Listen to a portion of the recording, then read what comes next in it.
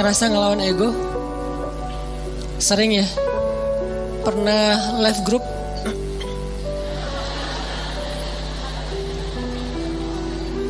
Kadang gak left group, cuman grupnya yang nge-left kita. Gimana grupnya nge-left kita? Tadinya grupnya rame, chat, broadcast, segala macam, tiba-tiba sepi. Kenapa sepi? Ternyata mereka bikin grup baru, dan cuman kita doang ya nggak dimasukin ya. Ini namanya bukan left group, grup left kita. Saya pernah ngerasain kayak gitu. Kenapa ini sepi nih? Ternyata bikin yang baru. Adminnya mantan. Enggak, bercanda. Jadi mungkin kita pernah rame sama orang, pernah clash, pernah sakit hati, pernah baper. Apalagi kadang orangnya itu orang dekat kita, keluarga, pasangan, orang tua, mertua, adik kakak, sahabat, yang pasti rasanya gak nyaman. Kita tuh gak pengen lama-lama diam-diaman, pasti kayak gitu. Cuman kok gak ada kekuatan ya untuk bisa memulai bicara duluan, mungkin nyapa duluan, atau senyum duluan, atau say hi duluan, ngejapri duluan. Kok gak ada kekuatan kayak gitu? Yang terjadi justru kita kayak pasif nungguin dan berharap dia duluan yang nyapa kita. Diam-diam sebetulnya berharap, tapi gak pengen kita yang duluan. Nah, ini namanya ego nih. Hati kita secara jujur sebetulnya pengennya udah deh gak usah gini-gini amat, gak usah diam-diaman terus. Udah deh kita mending netral lagi, biasa lagi, cair lagi. Dengan geng kita, mungkin geng kecil yang dari SD, SMP, SMA udah barengan, terus baru pisah, nikah dia duluan, kita tinggal sendiri misalnya. Kan suka kayak gitu tuh, ada baper-bapernya, gak pengen lama-lama. Tapi yang terjadi udah lebih seminggu gak ada yang duluan datang untuk menyapa, karena dua-duanya menjaga ego. Berat rasanya untuk ngelawan ego dalam diri sendiri. Ini sering terjadi dalam kehidupan kita. Dan yang lebih fatal lagi dengan orang tua nih. Sampai kalau dengan orang tua atau dengan mertua lebih berat lagi tuh. Kadang dengan pasangan aja bisa kayak gitu. Kita berharap udahlah cair lagi, ngobrol lagi kayak kemarin, tapi ada rasa berat pengen yang duluan. Nah, gimana cara kita bisa menjaga melawan ego kita sehingga tetap bisa menjaga silaturahim, menyambung silaturahim, berdamai dengan orang-orang yang dekat dengan kita selama ini ketika ada masalah. Ini pembahasan yang luar biasa penting, walaupun mungkin kita udah pernah baca hadis-hadisnya, pernah dengar ceramah-ceramah tentangnya. Setidaknya hari ini kita pengen refresh lagi semangat kita untuk melawan ego. Melawan ego itu dalam kehidupan kita tuh ada banyak macam, teman-teman. Pertama, melawan ego ketika kita harus mengakui kesalahan kita. Ini berat nih. Mengakui bahwa kita salah itu berat. Dan yang membuat kita sulit mengakui kesalahan kita, walaupun secara jujur di dalam hati kita nyadar kalau kita tuh salah, tapi gak pengen ngaku, itu pasti ego. Nah, ada satu kisah yang luar biasa. Kisah ketika Nabi SAW selesai perang Khaybar. Perang Khaybar itu perang paling besar antara kaum muslimin dengan orang Yahudi di Madinah. Ini paling besar. Dan bisa dibilang perang terakhir Nabi SAW. Setelah itu udah kayak gak ada lagi perang-perang yang sulit. Ini perang Khaybar. Perang Khaybar, setelah selesai perang, ada beberapa tawanan perang. Salah satunya adalah calon istri Nabi, orang Yahudi. Siapa namanya? Sofia. Jadi salah satu tawanan perang Khaybar itu adalah Sofia. Suaminya terbunuh dalam perang Khaybar, saudaranya terbunuh dalam perang Khaybar, ayahnya terbunuh dalam perang Khaybar, pamannya terbunuh dalam perang Khaybar, keluarga besarnya banyak yang terbunuh dalam perang Khaybar. Dan cuman mungkin bisa dibilang dia sebatang kara yang selamat dalam perang Khaybar dan jadi tawanan kaum muslimin. Akhirnya Nabi datang ke tenda para tawanan perempuan, Nabi mencari tahu di mana Sofia karena dia anak kepala suku. Ditunjukkan oleh sahabat, masuklah Nabi dengan beberapa orang sahabat ke dalam tenda Sofia, dan Sofia waktu itu komen dalam postingan itu tuh. Kata Sofia, Muhammad adalah orang yang paling aku benci saat itu. Gimana enggak? Ayahnya dibunuh, pamannya dibunuh, saudaranya dibunuh, suaminya dibunuh. Keluarga besarnya banyak yang terbunuh dalam perang Khaybar. Sehingga kata Sofia, Muhammad adalah orang yang paling aku benci waktu itu. Jadi Nabi datang ke Sofia dalam kondisi Sofia itu lagi benci banget sama Nabi. Ngelihat wajah Nabi juga gak mau, apalagi nge-follow. Ngelihat wajahnya aja gak mau. Kalau Nabi request mau follow, pasti di blok. Jadi benar-benar nih, Sofia lagi marah berat dan lagi baper berat sama Nabi, lagi benci banget sebenci-bencinya, dan lagi sedih sesedih-sedihnya. Gimana nggak sedih, kehilangan satu keluarga aja sedih, ini apalagi satu keluarga besar, termasuk orang yang paling penting dalam hidupnya, ayah dan suaminya. Apa yang dilakukan Nabi? Nabi datang minta maaf kepada Sofia. Apakah Nabi salah? Tidak. Apakah Nabi zalim kepada keluarga Sofia? Tidak sama sekali. Tapi Nabi tidak punya ego di dalam dirinya. Beliau datang meminta maaf kepada Sofia. Masuk ke tenda Sofia. Sofia, maafkan aku atas kematian ayahmu. Maafkan aku atas kematian suamimu. Maafkan aku atas kematian saudaramu, pamanmu, keluarga besarmu. Kemudian Nabi menjelaskan apa yang sebenarnya terjadi. Aku udah ngasih kesempatan buat ayahmu, tapi beliau menolak. Beliau malah menyerang kami, beliau malah zalim kepada beberapa kaum muslimin dan seterusnya. Nabi menjelaskan, meminta maaf, menjelaskan, meminta maaf, menjelaskan, meminta maaf, terus menerus sampai akhirnya luluh hati Sofia, dan tiba-tiba Sofia menjadi jatuh hati kepada Rasulullah SAW. Lihat luar biasanya Nabi dalam meminta maaf. Bukan maaf ya, udah selesai pergi. Enggak. Beliau minta maaf sampai Sofia jatuh hati pada beliau. Itu gimana caranya tuh? Orang yang tadinya benci banget jadi cinta banget. Sehingga kata Sofia, beliau terus meminta maaf dan menjelaskan, meminta maaf dan menjelaskan, meminta maaf dan menjelaskan, sampai akhirnya beliau menjadi orang yang paling aku cintai di muka bumi. Ini luar biasanya akhlak Nabi SAW. Jadi Nabi itu bukan hanya bisa bikin orang yang lagi bete jadi happy, malah orang yang jadi lagi haters banget jadi followers dan fans berat. Bukan fans lagi, loversnya jadi pencinta. Ini artinya ada pelajaran gimana melawan ego. Mengakui bahwa kita salah, walaupun posisi Nabi sebetulnya beliau gak salah. Namanya perang pasti ada adu fisik segala macam. Lagian kalau kita baca kronologis cerita perang Khaybar, maka kita akan lihat bahwa Nabi itu udah toleran banget, udah ngasih kesempatan banget, udah ngasih banyak tawaran-tawaran yang gak harus perang deh, udah kita damai aja. Tapi mereka gak mau, akhirnya gak bisa dihindari, terjadilah perang. Kalau kita baca kronologis panjangnya perang Khaybar. Tapi dalam kondisi Nabi gak bersalah, Nabi gak zolim, Nabi gak pernah mencurangi hak orang lain, Nabi masih datang kepada perempuan ini untuk meminta maaf. Gimana dengan kita yang mungkin kondisi kita nggak seperti Nabi yang suci, yang maksum? Pasti ada salahnya kita. Walaupun kadang-kadang yang pertama salah orang lain. Yang pertama salah itu mungkin teman, salah ngomong, salah sikap, atau kadang-kadang sikapnya bukan sesuatu yang gimana, cuman diam doang. Kadang dia diam, kita baper. Akhirnya bapernya tuh berlarut-larut sampai keinget lagi yang dulu-dulu, jadilah diakumulasi jadi rame. Emang sih dia dari dulu tuh kayak gitu, dibawa yang dulu-dulu. Padahal katanya dulu udah dimaafin, tapi masih dibawa lagi. Nah ini artinya kalau Nabi aja yang gak bersalah datang meminta maaf duluan, dan meminta maafnya tuh gak sekali, berjam-jam loh. Kalau kata periwayat cerita itu berjam-jam Nabi minta maaf, sampai membuat Sofia perlahan-lahan yang tadinya gak mau ngelihat mulai ngelihat, yang tadinya gak mau senyum mulai matanya agak sedikit gak mau melotot lagi gitu.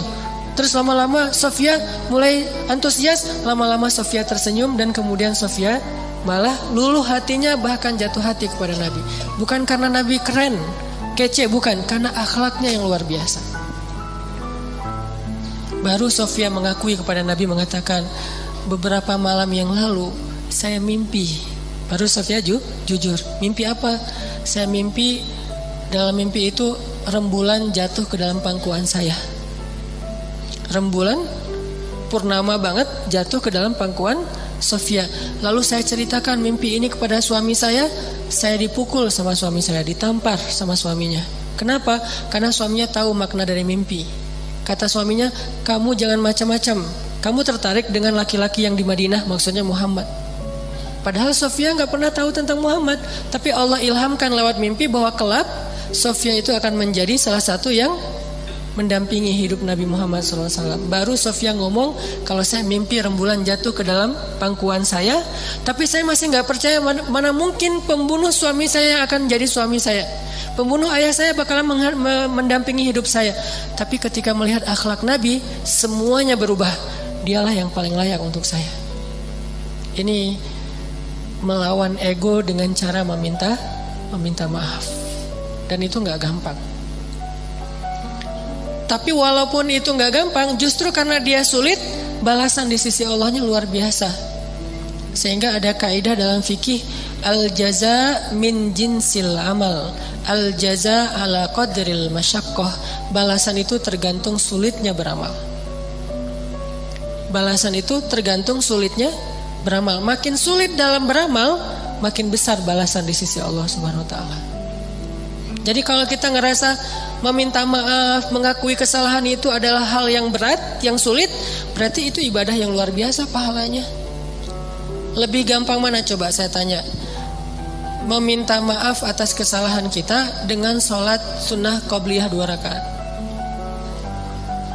Lebih gampang sholat sunnah. Bahkan terkadang lebih gampang tahajud daripada minta maaf.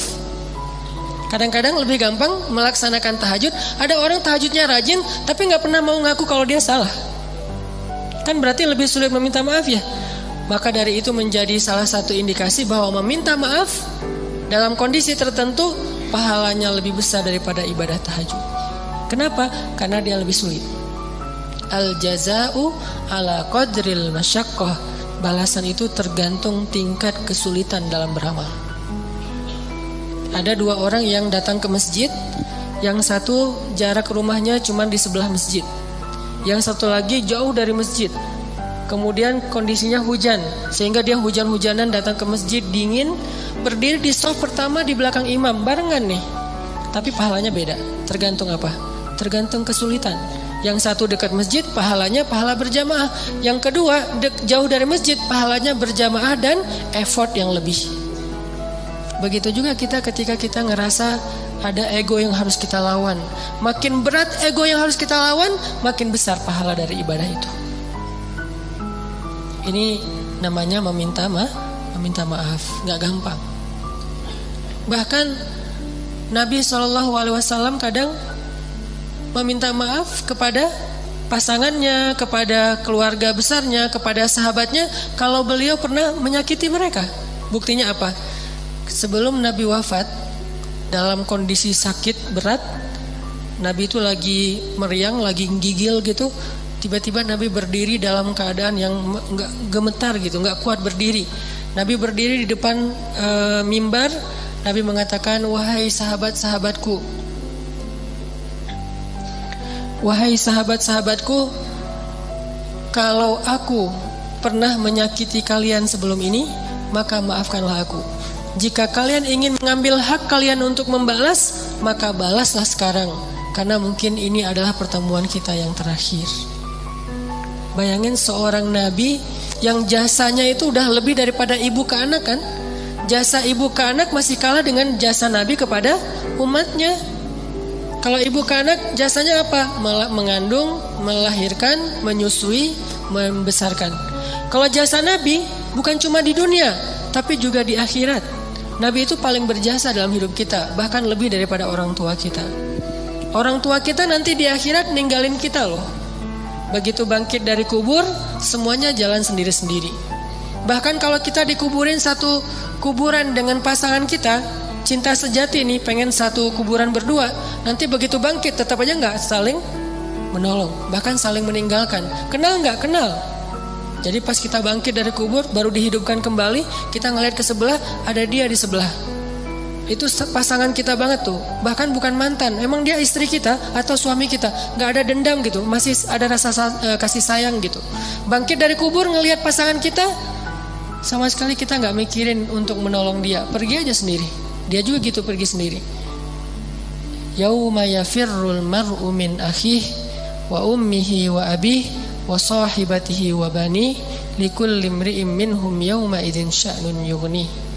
Hari ketika seorang ibu ayah meninggalkan anaknya, ketika istri suami meninggalkan pasangannya, ketika adik kakak meninggalkan saudaranya, ketika sahabat karib meninggalkan sahabatnya. Setiap orang sibuk hanya dengan urusannya sendiri-sendiri. Cuman satu orang yang hari itu peduli kepada kita. Bukan ayah kita, bukan ibu kita, bukan istri kita, bukan suami kita, bukan guru kita, bukan sahabat kita, bukan geng SD kita, bukan teman satu grup sama kita, bukan siapapun. Terus siapa? Rasulullah Sallallahu Alaihi Wasallam.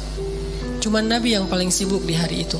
Nyari-nyari kita, terus minta ke Allah, ya Allah selamatkan dia. Nyari lagi, ya Allah selamatkan dia. Terus saja sepanjang waktu.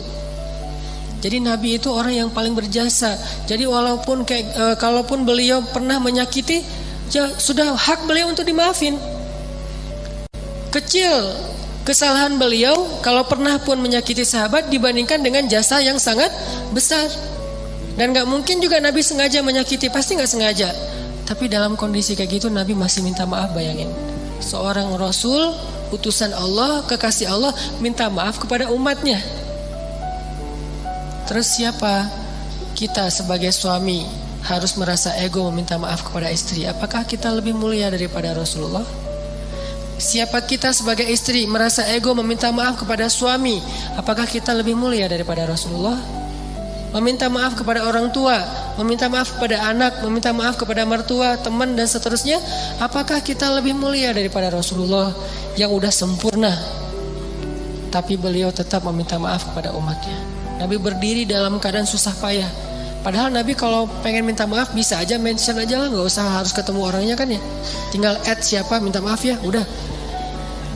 Nabi bisa telepon, Nabi bisa japri, Nabi bisa ngutus orang, kasih tahu ke dia saya minta maaf, atau suruh ngumumin sama kayak Abu Bakar gitu. Abu Bakar berdiri di atas mimbar, wahai kaum muslimin, Rasulullah lagi sakit keras, beliau berpesan minta maaf kalau ada salah kepada kita semuanya. Bisa kan? Tapi saking seriusnya Nabi minta maaf, beliau dalam keadaan sangat lemah dan itu sakit yang membuat beliau wafat loh. Berarti sakit keras banget nih. Tapi beliau sempat-sempatin untuk berdiri di atas mimbar dalam keadaan gemetar dan mengatakan, maafkanlah aku wahai kaum muslimin, wahai sahabat-sahabatku. Dan kalau kalian sulit menerima permintaan maaf, maka balaslah sesuai dengan hak kalian. Nabi siap dibalas. Dan itu jujur dari Rasulullah. Tiba-tiba seorang sahabat yang kita tahu, Ukasyah, berdiri mengatakan, ya Rasulullah, saya akan mengambil kisos. Para sahabat semuanya kaget. Ukasyah kok tega banget sama Nabi, nggak ngelihat Nabi lagi sakit keras. Dan itu kekasih mereka semua. Mereka lebih mencintai Nabi daripada orang tuanya, daripada pasangannya. Makanya ada istilah bi abi wa ummi anta ya Rasulullah. Engkau lebih kami cintai dari semuanya ya Rasulullah. Tiba-tiba Ukasyah bilang, ya Rasulullah, saya menuntut kisos. Karena dulu Rasulullah pernah mencambuk punggung saya ketika sedang mengendarai onta, nggak sengaja kena pas ngangkat kayak cambukan gitu untuk ini onta, kena Ukasyah. Nabi langsung meminta dipapah untuk turun dari mimbarnya, wahai Ukasyah, ambillah hakmu.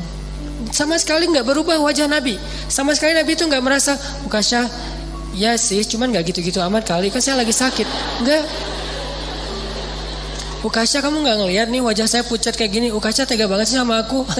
Enggak sama sekali nih, Rasulullah tulus banget minta maaf. Kalau kita kan kayak minta maaf tuh basa-basi ya, minta maaf dengan harapan dia juga ngakuin kalau kesalahan dia lebih banyak gitu.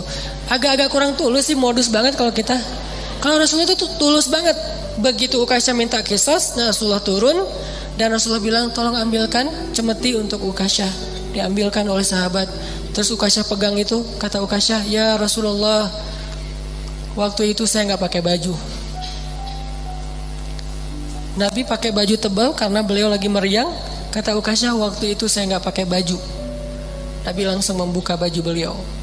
Gak pakai baju sama sekali. Kata sahabat, ya Rasulullah, biar saya aja yang ganti engkau. Ya Ukasha, aku aja yang ganti Rasulullah. Kalau kamu mau tambahin aja 10 kali lipat. Tapi jangan Rasulullah, kami aja yang ganti Rasulullah. Banyak yang jadi relawan pengen gantiin posisi Nabi. Abu Bakar, Umar, semuanya pengen gantiin. Ukasha diam dan Nabi mengatakan, tidak, itu adalah kewajiban aku untuk Ukasha. Itu hak Ukasha. Minggir. Pada minggir semuanya. Nangis sahabat melihat Nabi diperlakukan gitu-gitu amat. Seandainya boleh tuh udah digebukin tuh Ukasha. Cuman kan gak boleh, karena itu hak Ukasha ya. Pada sebel semuanya. Pokoknya habis ini kita unfollow semuanya, di blok, gak ada yang boleh ngomong sama Ukasha. Pokoknya Ukasha itu harus dikucilkan. Udah pada sebel semuanya sama Ukasha. Ada yang di sebelahnya, Ukasha apaan sih lo? Kayak gitu-gitulah. Ukasha diem aja. Nabi membuka bajunya, nggak pakai baju sama sekali, sehingga kelihatan kulit beliau yang bersih, badan beliau yang mulai kelihatan beliau lemah banget, sakit. Lalu Ukasha mendekat, Nabi bersiap dan Nabi udah pasrah. Kenapa? Karena Nabi tidak mau zalim kepada siapapun. Langsung dibuang tuh sama Ukasha semestinya, langsung dipeluk oleh Ukasha, dicium punggungnya Nabi oleh Ukasha. Nabi kaget, Ukasha ada apa? Ukasha ada apa? Sahabat juga kaget, apa-apaan sih ini? Makin kaget gitu. Jangan-jangan kalau zaman sekarang mah ya, oh ternyata Ukasha melukin Nabi erat banget dipeluk. Terus kata Ukasha, ya Rasulullah, masalah itu jauh-jauh hari udah saya lupakan. Saya nggak, itu mah nggak penting. Kalau Nabi mau cambukin aja lagi saya 1000 kali, nggak masalah buat saya. Saya hanya pengen kali ini karena Nabi bilang pertemuan terakhir, maka untuk terakhir kalinya saya pengen menyentuh kulit Nabi Muhammad SAW. Tapi nggak usah gitu-gitu amat juga ya kali ya kalau bahasa kita mah. Ini agak-agak unik nih caranya nih. Cuman Allah alam ya kondisi waktu itu, jangan menjudge sejarah. Yang jelas Ukasha meluk, terus Nabi mengatakan kulit yang bersentuhan dengan kulitku maka Allah haramkan dari api neraka. Yang lain pada heboh, oh ya udah ikutan, heboh gitu. Sambil meluk, sambil selfie, ada yang pengen update status gitu. Kalau zaman sekarang kan nggak lupa ya kemana-mana bawa handphone, sadar kamera banget. Lihat gimana Rasulullah SAW itu serius minta maaf. Padahal salah apa sih Nabi kepada umatnya? Kalaupun ada juga nggak sengaja, lagian jasa beliau jauh lebih besar, tapi masih mau minta maaf. Dan minta maafnya itu bukan nunggu sembuh, bukan nunggu sehat. Dalam keadaan sakit keras juga beliau datangin orang untuk minta maaf. Artinya seandainya Ukasha nggak ada di situ, Nabi datangin tuh rumah Ukasha minta maaf. Bukan ditelepon, didatangin orangnya. Didatangin orangnya buat apa? Meminta maaf. Apa yang membuat Nabi begitu luar biasa bisa melawan ego beliau? Iman. Obat ego itu adalah iman. Karena beliau yakin semua yang terjadi di dunia ini nanti akan dipertanggungjawabkan nanti di akhirat. Dan di atas pertanggungjawaban itu ada satu hal lagi. Karena meminta maaf itu adalah salah satu ciri hamba yang dicintai Allah Subhanahu wa taala. Allah tuh cinta banget sama hamba yang senang meminta maaf, baik kepada Allah ataupun kepada manusia. Allah senang banget. Makanya ada istilah li'ajlika rabbi. Apa arti li'ajlika rabbi? Jadikan semua yang kita lakukan itu ini untukmu ya Allah. Kalau karena Allah agak-agak mainstream ya, bahasanya agak kurang berasa. Untukmu ya Allah. Jadi kita meminta maaf. Kenapa saya harus melawan ego saya minta maaf? Ini untukmu ya Allah, saya meminta maaf. Ini untukmu ya Allah, saya memaafkan. Ini untukmu ya Allah, saya menahan amarah. Ini untukmu ya Allah, ini untukmu. Semua yang kita lakuin dalam kebaikan-kebaikan di dunia tuh, coba kita niatkan, ini untukmu ya Allah. Kalau bukan karena engkau, saya gak akan sanggup melakukan ini. Jadi bukan untuk suami, bukan untuk teman, bukan untuk orang tua, mertua, bukan untuk orang lain, tapi untuk Allah. Coba niatkan itu, insya Allah akan lebih ringan. Kadang-kadang yang buat kita ego dan ngerasa berat itu kan ngerasa bahwa ini untuk orang itu ya. Udah dia jahat ke saya terus saya maafin, enak banget. Kalau untuk dia kita ngerasa agak-agak kayak rugi gitu. Tapi kalau untuk Allah, ini untukmu ya Allah, saya melakukan hal yang berat kayak gini.